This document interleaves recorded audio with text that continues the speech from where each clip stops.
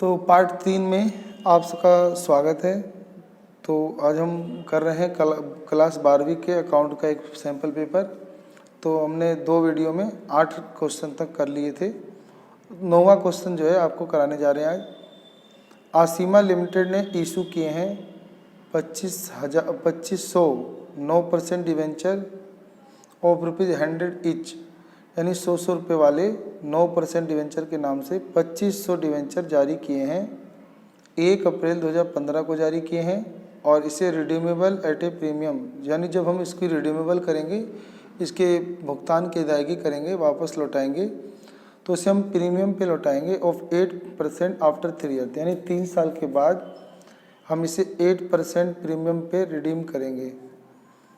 तो हम जब प्रीमियम पे रिडीम करते हैं तो फर्म के लिए ये लॉस है, हानि है।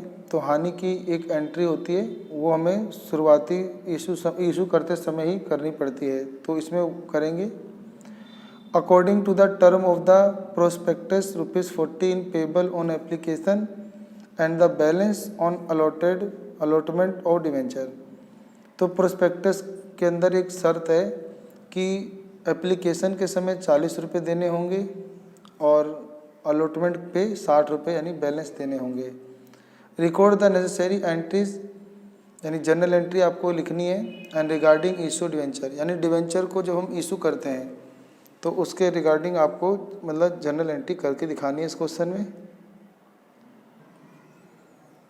तो जर्नल देख लेते हैं। पहले जर्नल करने के लिए ऊपर आपको हेडिंग लिखनी होती है, in the books of Aseema limited, फिर जर्नल बड़ा JOURNAL, फिर date, particular, ledger folio, debit और क्रेडिट। ये फॉर्मेट हो गया जनरल एंट्री का।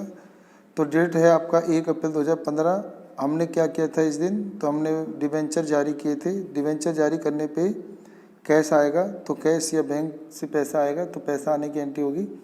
Bank account debit to debenture application account, और फिर नरेशन लिखेंगे, being the application money receive on 2500 debenture at ₹40 per debenture. तो 40 रुपये पर डिवेंचर के आधार पर हमें 2500 डिवेंचर के पैसे रिसीव होंगे एप्लीकेशन पे। तो 2500 को जब हम 40 से गुना करेंगे तो आपको 1 लाख रुपये जो है प्राप्त हो जाएंगे। ठीक है। अगला क्या करेंगे कि अब उसी के कुछ दिनों बाद, अभी तारीख पक्का नहीं है, तो 1 ही अप्रैल मान लेंगे और एंट्री कर देंगे कि डिवेंचर एप्लीकेशन, अभी जो ये डिवेंचर एप्लीकेशन क्रेडिट किया था इसे डेबिट कर देंगे और पैसा ट्रांसफ़र कर देंगे 9% डिवेंचर अकाउंट में। तो debenture application account debit to 9% debenture account. तो 1-1 लाख रुपए जो भी आपको कलेक्ट हुए थे, जो कि डिवेंचर एप्लीकेशन के थे, वो पैसे आप ट्रांसफ़र कर दोगे 9% डिवेंचर अकाउंट में। तो 9% डिवेंचर अकाउंट को क्रेडिट इसलिए किया है क्योंकि कंपनी ने ये लोन लिया है, और लोन बढ़ता है तो लायबिलिटी बढ़ती है, लायबिलिटी बढ़ने पे क्रेडिट किया जाता है। तो इसीलिए 9% डिवेंचर अकाउंट को क्रेडिट करेंगे और नरेशन लिखेंगे कि being the application money transfer to 9% debenture account, कि एप्लीकेशन मनी के पैसे को ट्रांसफ़र कर रहे हैं 9% डिवेंचर अकाउंट में। अब हम अलॉटमेंट के पैसे मांगेंगे, कोई तारीख वगैरह तो हमें पता नहीं था, तो इसीलिए तारीख का डेट छोड़ देंगे और हम अलॉटमेंट के पैसे मांगेंगे। तो डिवेंचर अलॉटमेंट अकाउंट डेबिट, तो पहले पैसे आएंगे नहीं, पहले हम अलॉटमेंट करेंगे, पहले हम अलॉटमेंट की एंट्री करेंगे, फिर पैसे रिसीव होने की एंट्री करेंगे। शुरू में क्या था कि पहले पैसे आ गए थे और उसके बाद ट्रांसफ़र हुए थे, और अब क्या होगा, पहले हम अलॉट करेंगे और उसके बाद पैसे आएंगे, जो कि कभी कम ज़्यादा भी हो जाते हैं। तो डिवेंचर अलॉटमेंट अकाउंट डेबिट, अब क्योंकि हमने 8% प्रीमियम पे भी जारी किए थे, तो इस वजह से लॉस हो गया। मतलब 8% पे हमने ना उस पे जारी किए थे ना लॉस में, मतलब हमने बोला था कि जब प्रीमियम पे रिडक्शन होगा, तो इसलिए रिडक्शन की हानि की एंट्री भी आएगी आज। तो डिवेंचर अलॉटमेंट अकाउंट डेबिट, तो डिवेंचर आपको कितना अलॉटमेंट करना है, 2500 पे, बाकी पैसा 60 रुपये मांगोगे तो गुना करने पे 1.5 लाख आएगा। लेकिन पर्सन में था कि हमने 8% प्रीमियम पे रिडीम करेंगे, तो 8 से गुना करने पे आ जाएगा ये 20,000।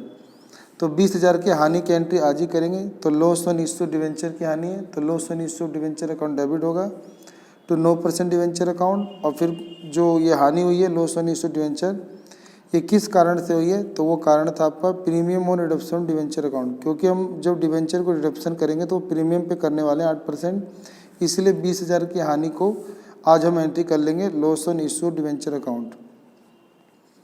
तो सही जनरल एंट्री बनेगी debenture allotment account debit, loss on issue debenture account debit to 9% debenture account और to premium on redemption debenture account. और नरेशन लिख देंगे being the allotment money due on debenture issue at par but redeemable at a premium of 8%। और फिर पैसे receive होने की entry होगी तो bank account debit to debenture allotment account. तो आपको आपके डिवेंचर होल्डर कितना पैसा देंगे, तो वो देंगे आपको 1.5 लाख, जो कि 2500 पे 60 मिलेगा 1.5 लाख। और लिख देंगे being the allotment money receive, कि आपको अलॉटमेंट मनी के पैसे रिसीव हो गए, उसे रिसीव करने की एंट्री है bank account debit to debenture allotment account. तो उम्मीद करता हूँ कि आपको ये डिवेंचर वाला चैप्टर आता होगा। करते हैं अगला क्वेश्चन। लिखा है कि करिश्मा लिमिटेड ने इशू किए 10% शेयर और ₹10 each credited as a fully paid to the promoters for their service and issue 8,000 share of ₹10 each credited as fully paid to the underwriter for their underwriting services. Journalize the transaction.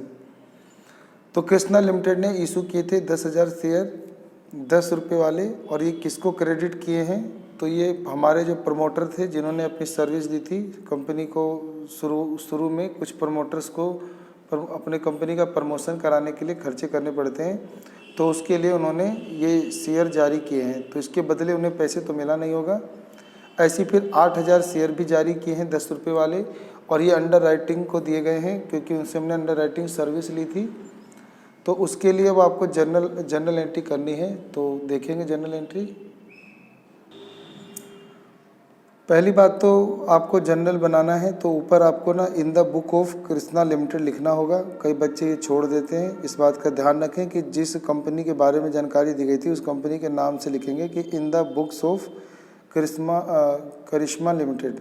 फिर journal लिखेंगे, फिर 5 column बनेंगे, date, particular, ledger folio, debit और credit. अब यहाँ पे ना हमें पहली जनरल एंट्री करनी है कि हमने शेयर इशू किए थे और किसको, प्रमोटर्स को। तो लिखेंगे ये खर्चे है, ये खर्चे है कंपनी के लिए। तो खर्चे बढ़ने पे डेबिट होते हैं और शेयर कैपिटल क्रेडिट होते हैं जारी करने पे। तो incorporation expense account debit to share capital account. और लिख देंगे नरेशन बीइंग इशू, हमने इशू किए हैं 10,000 शेयर 10 रुपये के ईच टू प्रमोटर्स। हमने अपने प्रमोटर्स को उनसे जो सर्विस ली थी उसके लिए हम जारी कर रहे हैं 10,000 शेयर 10 रुपये के। 10,000 को 10 से गुना करने पे 1-1 लाख की एंट्री यहाँ हो जाएगी। और जनरल एंट्री आपको याद रखनी है incorporation expense account debit to share capital. अब दूसरा जो अंडर राइटर को कमीशन के लिए दिया गया होगा ये पैसा, यानी ये शेयर अंडर राइटर को उनके कमीशन के लिए दिया गया है, तो पहले कमीशन की एंट्री होगी और फिर उनको देने की एंट्री होगी शेयर कैपिटल। तो पहले बनेगा कि underwriting commission account debit to underwriters account. तो underwriting commission account debit to underwriter account being underwriting commission due, क्योंकि हमें अंडर राइटिंग कमीशन देने बकाया थे, तो देने बाकी थे, तो ये हमारा क्रेडिटर है। क्रेडिटर बढ़ने पे डेबिट करते हैं। अब उससे हम जारी कर देंगे तो क्रेडिटर खत्म हो जाएगा, क्रेडिटर डेबिट कर देंगे। तो अंडर राइटर अकाउंट डेबिट हो जाएगा। और टू शेयर कैपिटल की से हमने शेयर कैपिटल जारी कर दिए। तो हमने कितने जारी किए थे, तो being issue of 8,000 share of ₹10 each at par to underwriter. हमने अंडर राइटर को इतने पैसे जारी किए थे, मतलब 80,000 शेयर जारी किए 10 रुपये, गुना करने पे 80,000 रुपये की एंट्री यहाँ आ जाएगी। तो ये आपका एंट्री था कि कंपनी जब अपने प्रमोटर्स को या अंडर राइटर को जब शेयर जारी करती है तो उनकी क्या जनरल एंट्री होती है। फर्म के नज़रों में ये क्या होता है कि एक एक्सपेंस होता है, इसलिए ये एक्सपेंस को डेबिट किया गया है और शेयर कैपिटल जारी करने को क्रेडिट किया गया है। सही है। तो अगला क्वेश्चन देखते हैं। तो अगला क्वेश्चन जो है अब अगली वीडियो में देखते हैं। आप सबका अपना कीमती समय देने के लिए बहुत बहुत धन्यवाद।